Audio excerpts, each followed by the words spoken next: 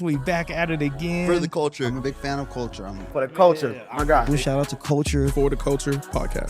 Type. Appreciate you for having me, man. It's a pleasure. Welcome back for the Culture podcast. We are here with the amazing Keisha Thomas. How are you tonight? I am amazing. Thank you for having me. Absolutely. We're honored of having you. And I believe the people that are watching today are happy to see you, as many of us and all are, we want to know, who is Miss Keisha Thomas?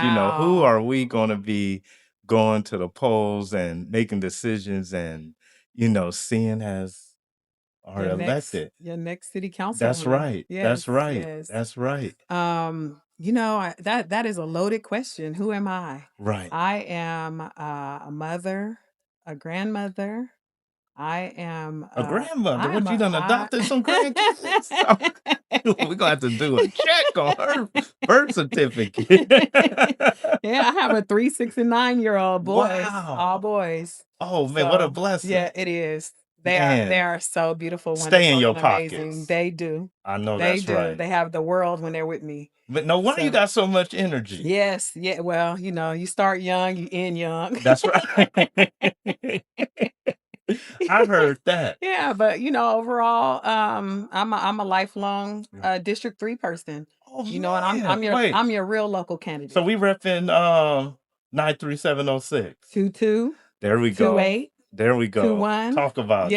Yes. Oh man, all of it. Yes. My first house I bought was in Tower District. Okay. Oh. Yes, that was my first home. So all my homes, my second home was 22, my third home was 06, and I've been in 06 ever since. So man, you are lifelong. Yeah, I am. Right. And I didn't have to be drawn into the boundaries to be here. That's right. I'm not I know that's shade, right. but some I know people that's might right. need sunglasses. Yeah, you literally was in it. I've been in it since I was born. That's I amazing. grew up in the projects in District 3. Okay. And Bixby Villa. After my parents divorced, Yes. and my mother and I, we moved to the projects, and I've been living, breathing, feeding, Wow. giving back to the community since I was a young girl, because that's what both my grandmothers, that's what they did. My grandfathers, they ran their businesses, and my grandmothers took care of the community. Man, diamond in the rough. And Yes. man, let's talk. And then talking about that, you also, went to college. I did. You didn't let adversity to stop you from reaching your dream and got into the education system. I did. On the first day of school, we walked across, we lived in Bixby Villa. Okay. Right by Martin Luther King Elementary. Yes. And I always talk about this story because it's really a pivotal moment in my life when my mother expected. There were no exceptions for me to go to college. Yes. And walking across the grass to my first day of kindergarten, she said, "This is the way you will walk every day. And when you go to college," and we talked about college on my first day of kindergarten. Wow. And so just those moments let me know that I would always be expected to do great things, especially for my city. Right. Where I live, love, and breathe. Right. So Man, for the culture. I did. Yes. I did. And so I think what people misunderstand is that this was not always an easy road. Right. Lots of adversity, and that's another episode. But ultimately, I think because of my happy demeanor, people misconstrue my happiness for not being a serious person and not being able to get the good work done. And I am definitely capable of getting the good hard work done for this city because I've done it. I've done it at the school board level. Yes. And one thing that I'm really proud of right now is, for the first time ever in history, and it's taken 8 years on the school board to see this happen, is that 70% of our kindergartners are reading on grade level. And a lot of people don't know that. That's a big accomplishment. That is a huge you definitely should have accomplishment for this expound on that. district. Yeah. Our district has worked really hard to have what we call students outcomes governance. Okay. So put away all the nonsense and let's talk about data. Yes. Let's talk about, how do we help our kids read better? How do we help our kids do math better? We have to start from somewhere, and luckily we have made a great impact over the last couple of years with this new pivot. Yes. I mean, that's been one of the conversations at many of your board meetings, and newspaper articles in regards to testing, Yes. Throughout the district as a whole. It has. But it's easy to throw a rock, Yes. at the glass house Of course. when you don't understand the governance behind it. Right.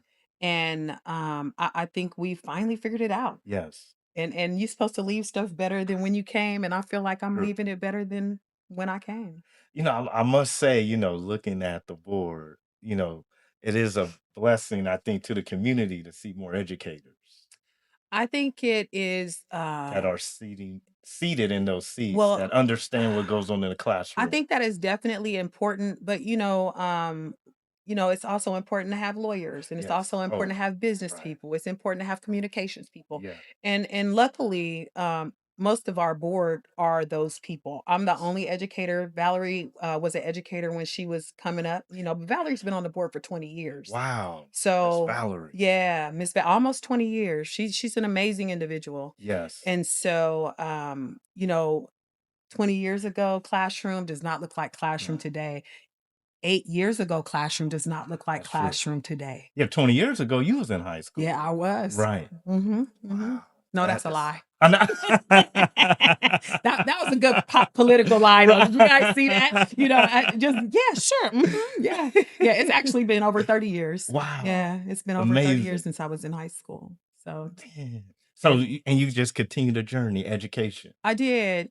My grandmother, she was a counselor at Edison. Okay. And so and I had some great teachers and, Right. so on and so forth. And I believe that that was just my path for the moment. Yes. God sends us in different ways at different times. Right. And I believe that was my path for the moment. And my kids were amazing. They still call me. My Oh, students, yeah. they call me for job references. They call me for jobs, Right. and so the one thing that I can say out of all of this, when you have a student and you see them grow and become their great selves, Yes. you've done a good job as a teacher. I don't care if it's just one, you've done a good darn job as an educator. So you are, I mean, coming from Fresno, a ag town, Yes, you were able to carry on a tradition to where, each student was like that seed. You planted seeds I and you did. nourished that seed and I watered that have. seed and, of course, changed the dirt Oh, for that seed to continue to grow strong. And, these are the students that you're these are the talking about. students, and they're Right. part of the culture. Yes. And I have a couple. There's one in particular, and she finally she called me. She said, Miss Thomas, I need a job. What am I gonna do? And I said, let me figure something out. Right. So now she's going through the teacher program.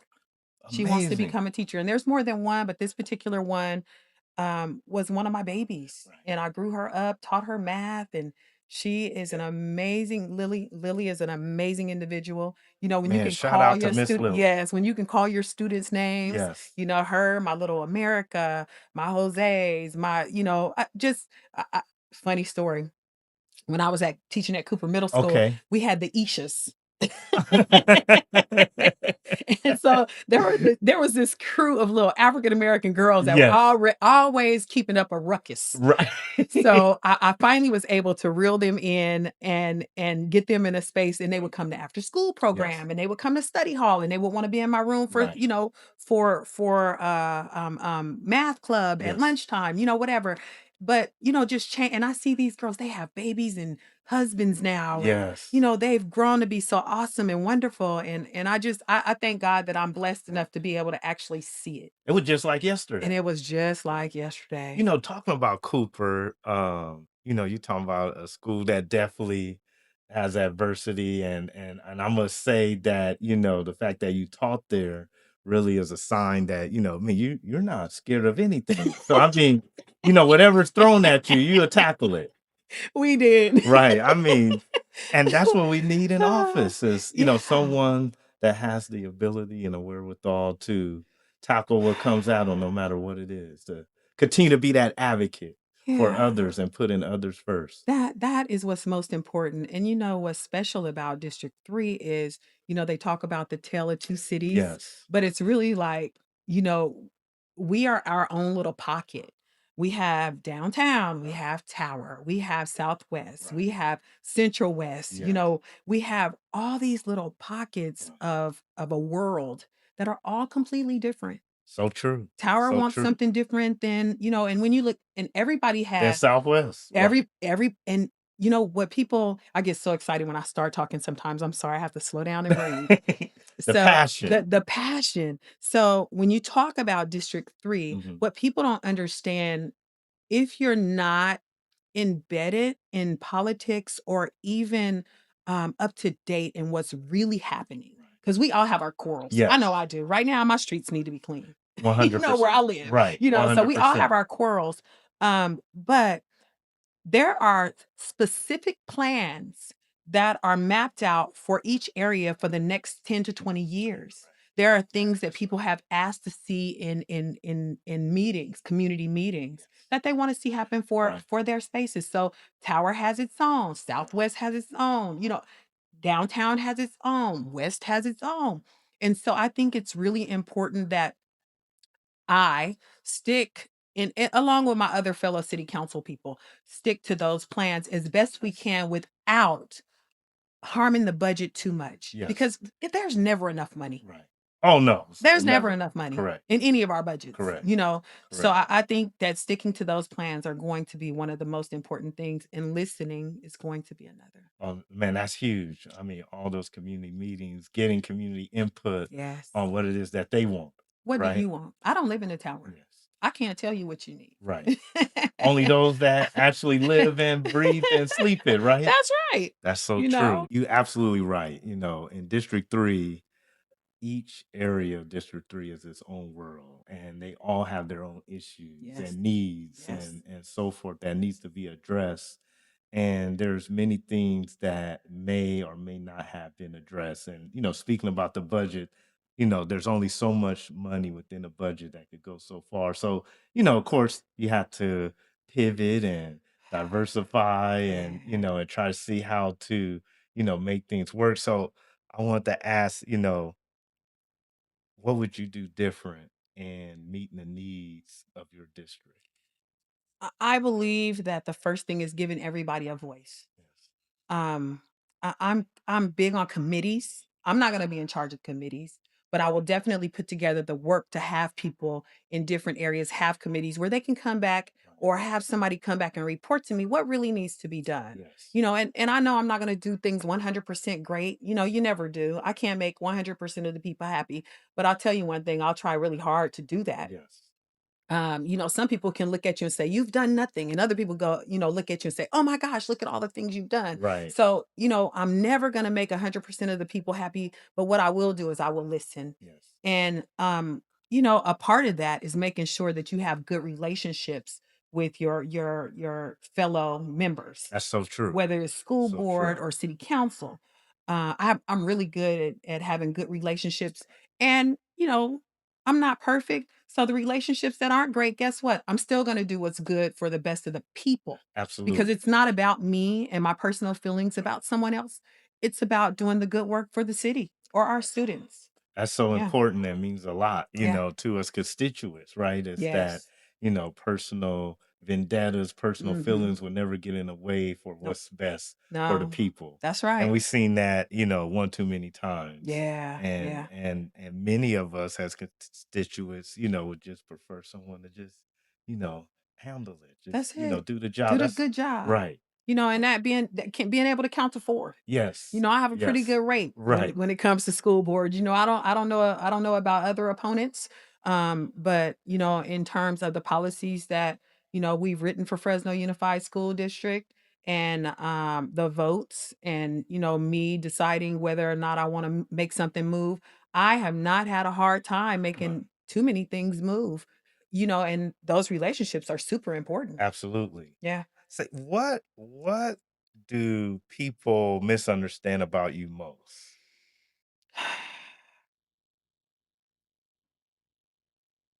You know, I have a huge heart and I think the fact that I'm happy all the time, people get it misconstrued with, you know, not being a serious person or not being able to make things move.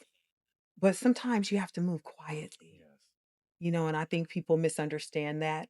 I'm very much capable of making deals. Right. I'm very much capable of being happy and doing it. Yes. So I think that that's the biggest thing is people not understanding the seriousness behind Right. um wanting to serve and service my people in this district. Right. Which is so important. Mm-hmm. Where does faith play a part in your life as you are on this journey? You know, that God is always number one. I wouldn't be moving in this space had it not been for his direction. You know, I wouldn't be as successful as I am. I've surprised people, which has made me, you know, warm inside. Yeah. It makes me warm and fuzzy, Yes. you know, because again, when you underestimate the ability for me to do a good job or for me to be a hard worker, um, you're really making me become more aggressive in my Yes. walk and more faithful Right. and more faithful because you know I prayed about this and had many conversations, and initially I was not running for District 3. Wow. Nope. Was Wow. not going to do it. This is a calling. This was a calling. And you know, the biggest part of this is I didn't see anyone that would service this area the way I will. Yes. And not having faith Right. in the person that gets to make decisions on behalf of my I say my That's right. constituents. Um I had to do it. Right. I had to it had to be done Yes. So I mean you're leading not only with faith but with a purpose. with a purpose. Right. Yes. And that purpose is to serve. That purpose is to serve. What's the most important lesson you learned in your career path so far? Patience. Everything takes time. Yes.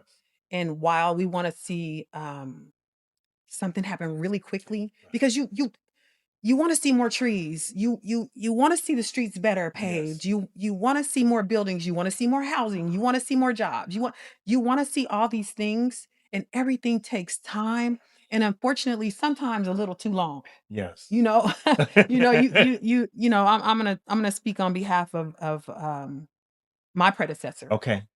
So a lot of things that Mr. Johnson did Right. before I got there, I reaped the benefits of those things. You know, the ribbon cuttings of the Yes. schools, the, you know, different things. But you know what? Here's the part that I think people often forget is you're supposed to reach back and grab that person and take them with you. Yes. I always call him when it was something that I didn't do myself, Right. you know, being a board member, I call, hey, you know what? We're going to do a ribbon cutting at Farber. You should be there Yes. because you're the one that made this move forward before I ever got here. That's so important. Yeah. And That's so being important. gracious and grateful. Right. Yeah. That is so important. Yeah. You know, in acknowledging those before you that paved the way. And, you know, I think that's very, very admirable of you, Yeah. you know, to do that. Who has been your most important mentor? There's not one. There's never one. There are so many people that have played a part not only in my career but my education. Um, I couldn't even if I start roll calling, oh my goodness, I might get a call tomorrow. Right. You know, but my grandmother's Yes. my mother, my birth mother, um, you know, my birth mother, I just loved her. I loved the ground she walked on. I thought she was an amazing and beautiful individual. Um, but the best thing she could have ever done for me was give me good godparents and good I had great grandparents. My mother was adopted. Um, and so you know, a lot of people don't know I'm an Afro Latina. Oh, wow.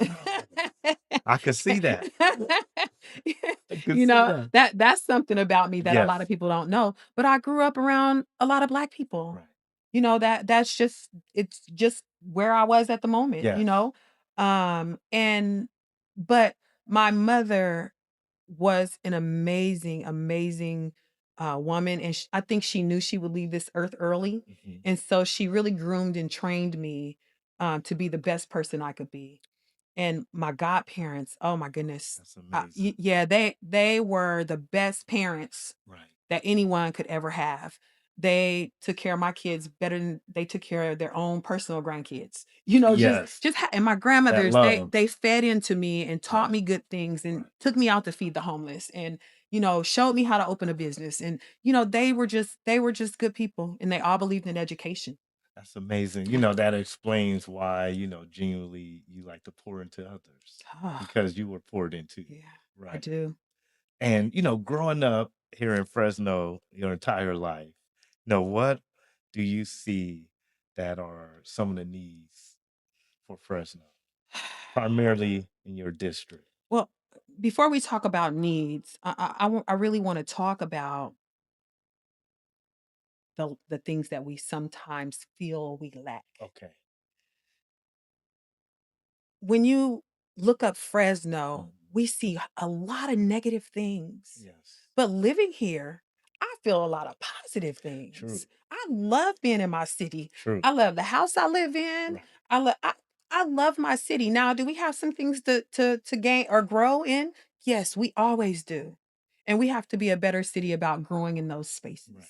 Now, I said that to say we don't talk enough about the positive things. So all you see are the negative things in the media, online. Right. We don't talk enough about the positive things in our city to make people want to be here and stay. Right. That's true. Can we start talking about Yes. some of the great things we have in this city? The agriculture, Right.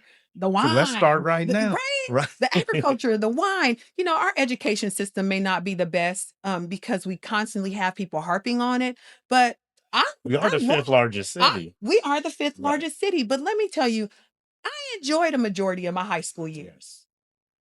Yes. I feel that I have gotten a great education, and not only being here, but also moving to Fresno State and then going to national. Whatever my journey was, I feel like I got a good education, and I feel like my personal children, my kids, Yes. I feel like they got a pretty decent education As also. well. All of them graduated, and they say, well, kids are graduating and they can't read, and guess what? We didn't start this journey. This came probably when we were in school. Right. There were some of the same issues. How are we going to correct them as a culture, as a city, as a people? Right. We have to find a way to, bind together. Takes a village. And the village that is broken. Yes. People talk about the village all the time, and I say, you know what?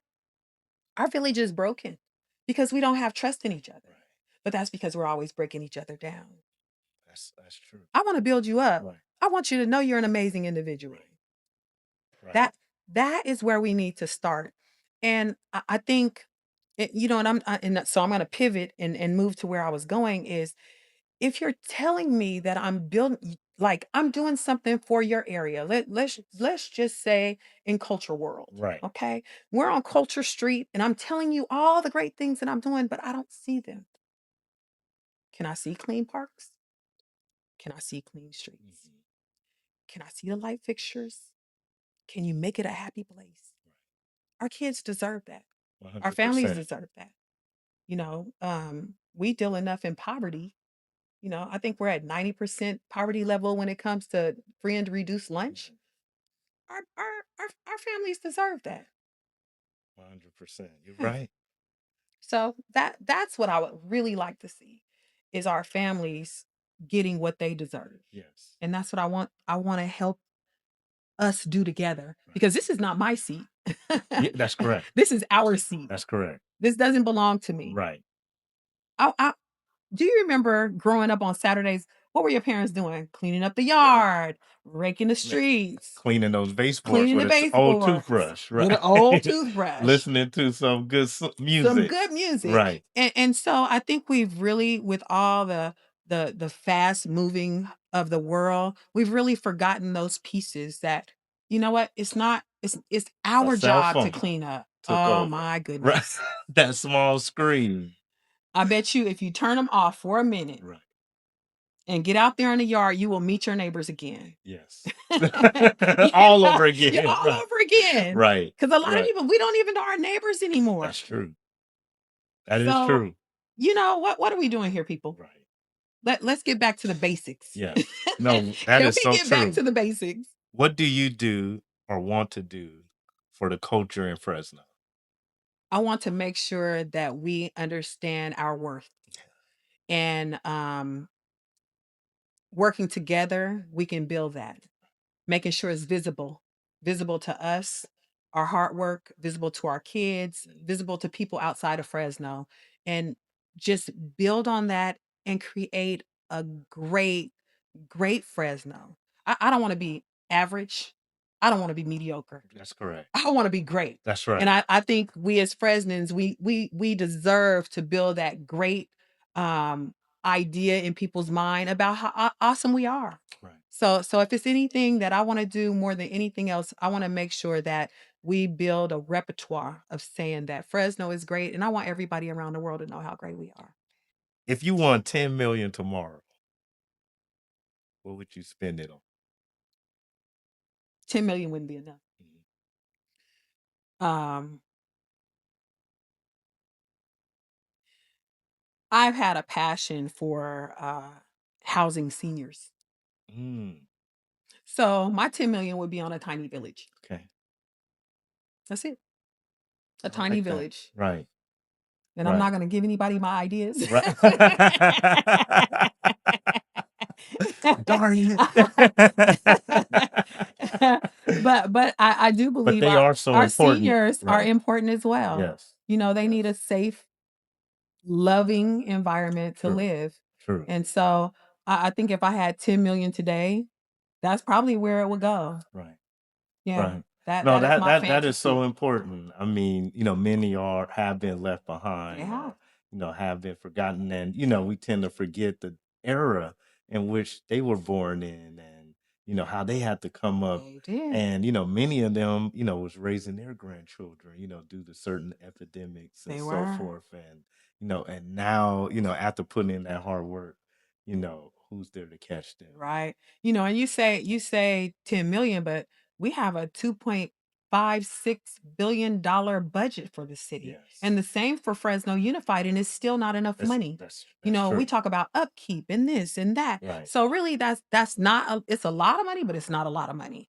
I would love to say I put it in education, or I put it in healthcare, or I put it here, or I put it it's really not that much money. Yes. I was looking at some places to visit, and do you know there's a in Africa, Uh-huh. in some places they have a 90% literacy rate. Wow. 90%. That's high. If I could put $10 million into 70,000 kids Right. and get that outcome, I would. Yes. That's a win. That would be That's a huge. win. That's huge. That is so huge. But again, That we're is talking so about, huge. we're talking about a budget this small and you have a need this big. Right. So, Right. No, I appreciate that. yeah. And so, man, Miss Keisha, the people, for the culture, we would love to know, is there anything you would like to leave us with tonight? Don't choose the wrong one again. Don't choose the wrong candidate again. You know, um I set up booths at towers sometimes. Come by and have a conversation with me. If you see me on the street, don't hesitate to stop. I'm always available for my constituents and my people. And quite honestly, I am not a perfect individual, but I try really hard and I work really hard for the community. And I'm gonna say, come on and take a ride with me and let me show you what we can do together as a community. I appreciate you all for having me. Oh man, no, we appreciate you, and and for all those listening, we have the great Keisha Thomas, here with us, and for those that have traveled with you in your journey, are are here to get to know you as you continue your journey. As she stated, let's take the time, stop by, have a conversation, and see who the real Keisha Thomas is. Again, we thank you for tuning in. We appreciate you for coming on For the Culture Podcast. Yeah, thank you.